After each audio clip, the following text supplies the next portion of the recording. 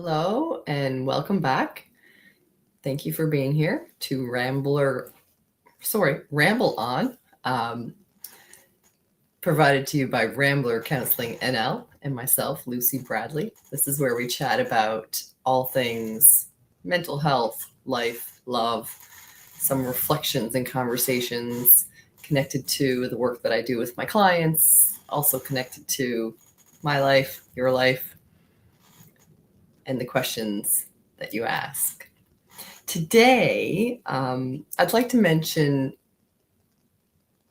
talk a little bit about an idea that is probably one of the hardest lessons to learn in this life. In particular, very challenging for us women when we're out there in the dating world. Even if you're married, in a relationship, in a partnership, can also be a challenging concept. And it sort of ties into the let them theory that is out there now, so popular, which we can talk about in a different podcast because I have ideas around that as well. But today I want to talk about this one quote that I have been practicing to live by and that I still have to work on all the time. And the quote from Maya Angelou is, "When someone shows you who they are, believe them the first time."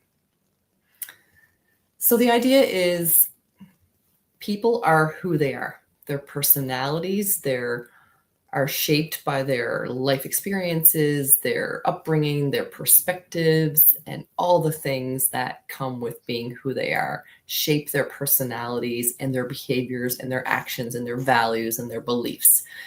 All of us are individuals, completely unique based on all the things we've experienced in life. So when you meet someone and when you're getting to know someone and they're telling you about who they are and they're showing you who they are through their actions and their behaviors, we need to take that at face value. They're showing you, they're telling you, this is who they are. What we like to do sometimes as humans, and in relationships in particular, is we like to come up with ideas about that person. We like to make assumptions about that person's potential and what they're capable of.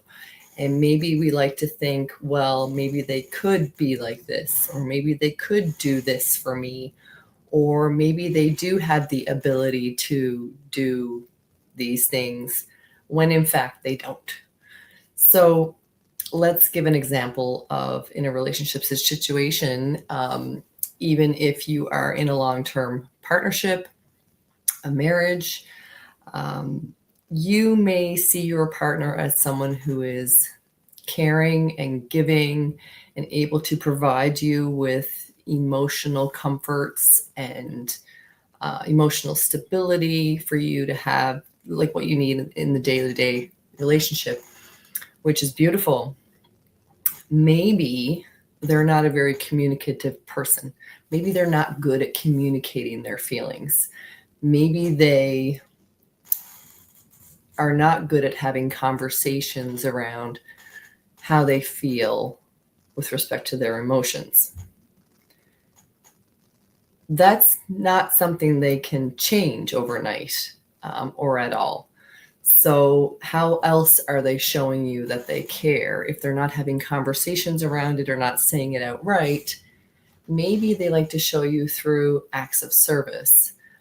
Doing things for you. Maybe they like to show you by buying you gifts.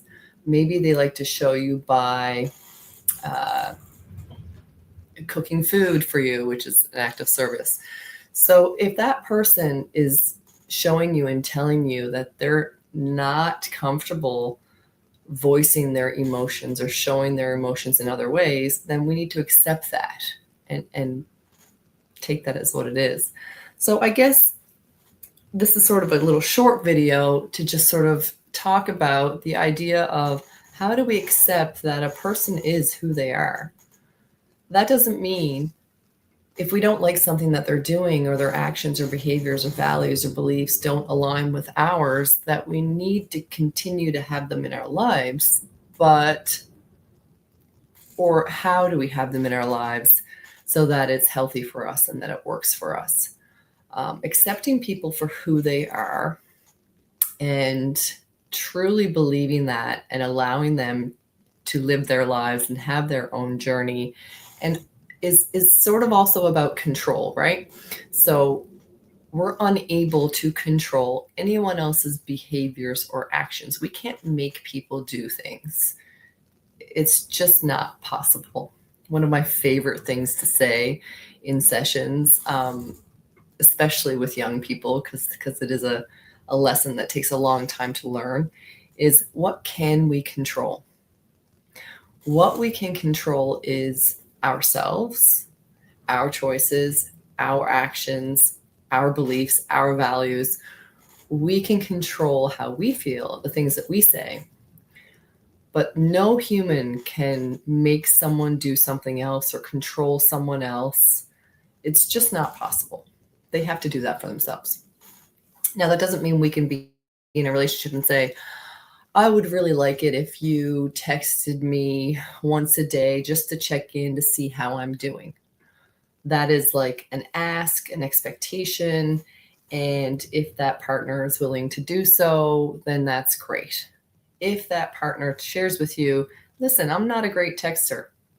I get involved with my work during the day and I get so busy that I do not even think about texting you.